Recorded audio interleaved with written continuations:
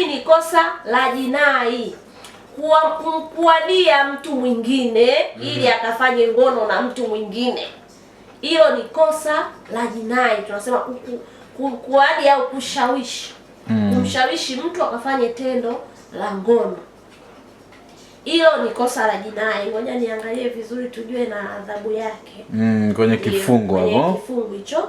Kwa hiyo hii inatokea sana jamani, hii inatokea sana. Hiyo ndo nyingi hiyo, yaani kwamba mtu fulani anaomba namba yako, hiyo hiyo akupi taarifa moja kwa moja, kashauza namba. Watu wanauza mpaka namba kabisa. Watu wanauza namba za simu.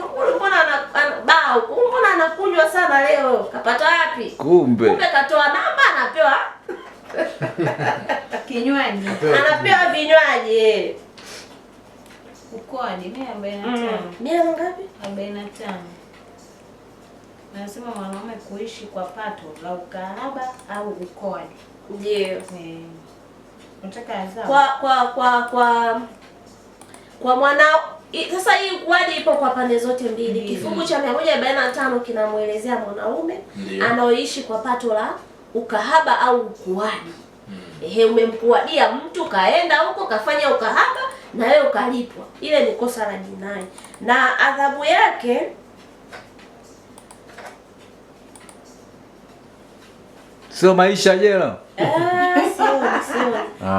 Hawajaweka adhabu. Ametenda kosa leo kwa kupatia chini ya kifungu hiki, inaweza adhabu itakayotoa akamhukumu mtumiwa adhabu ya viboko. Adhabu ya viboko na nyingine ambayo mahakama itatoa. Adhabu ya viboko na adhabu nyingine yoyote ambayo mahakama itaona inafaa.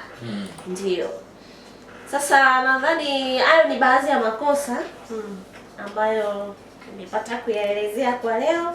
Kwa jamani, kukuadiana tuwe makini na kuadi. Hilo ni jambo ambalo lipo sana hilo. Hilo liko sana kwenye jamii.